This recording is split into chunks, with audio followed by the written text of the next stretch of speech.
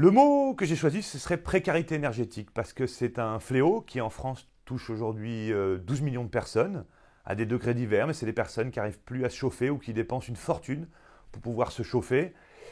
Pourquoi j'ai choisi ce mot? D'abord parce qu'il y a beaucoup de souffrance derrière ces 12 millions de personnes, mais aussi parce que on sait qu'on peut faire autrement. C'est-à-dire que en rénovant toutes les passoires thermiques, les près de 5 millions de passoires thermiques, on permettra de faire baisser la facture de ces ménages tout en préservant notre planète parce qu'on limitera les émissions de gaz à effet de serre.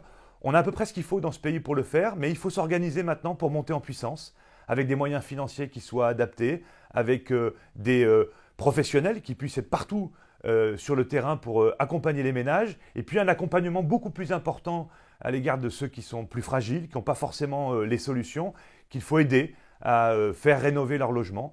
Donc on a là une bonne piste pour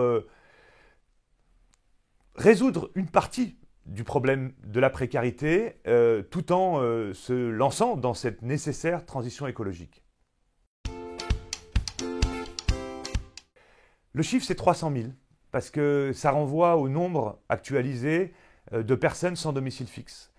Et pour nous, la Fondation Abbé Pierre, mais je crois pour tous nos concitoyens, en tout cas j'espère, c'est la priorité absolue. C'est-à-dire qu'il y a des gens bien sûr en souffrance, en situation de pauvreté, dont il faut s'occuper impérativement. Mais il ne faut pas oublier que ne pas avoir un toit sur la tête, être contraint de vivre à la rue, c'est ce qu'il y a de plus douloureux. Un quart des personnes qui sont à la rue sont des jeunes. On voit augmenter le nombre de femmes à la rue. Et ce problème du sans-abrisme, on n'a pas réussi à le régler dans notre pays. Malgré des dispositifs, malgré des mobilisations, ce chiffre a vraisemblablement doublé entre 2012 et aujourd'hui. Ça veut dire qu'on est en échec.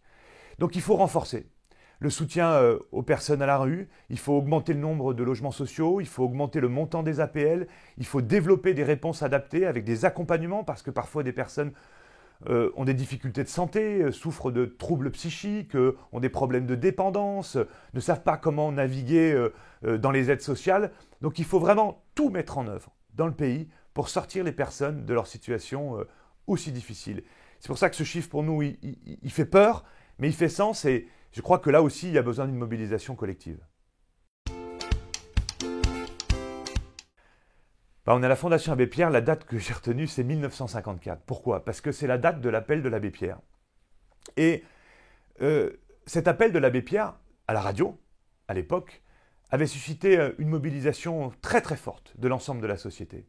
D'abord à travers des dons qui ont afflué, des dons en argent, des dons en vêtements, en couverture, et puis ensuite dans les politiques publiques. C'est-à-dire que cet électrochoc qu'a créé l'appel de 54 de l'Abbé Pierre a donné lieu à un ensemble de mesures, de nouvelles politiques, de prises en compte nouvelles à l'égard des personnes mal logées, sans logement, sans logis, en situation de pauvreté. Je prends juste un exemple, mais on parle souvent de la trêve hivernale chaque année, qui protège les personnes de l'expulsion locative pendant un temps dans l'année. Cette trêve hivernale, elle a été obtenue par l'Abbé Pierre en 1956, dans le prolongement en fait de cet appel de 54. Donc en fait, en se remémorant ce moment-là, ce moment fort où la société s'est mobilisée suite à un coup de gueule monumental de l'Abbé Pierre, on se rappelle que chacun peut faire quelque chose et que en créant un électrochoc, on peut emmener beaucoup de monde derrière nous pour pouvoir changer la société. Changer la société pour être plus proche de ceux qui souffrent, pour essayer d'apporter des réponses. Et du coup, ça nous donne de l'énergie. Voilà pourquoi j'ai fait ce retour en arrière avec la date.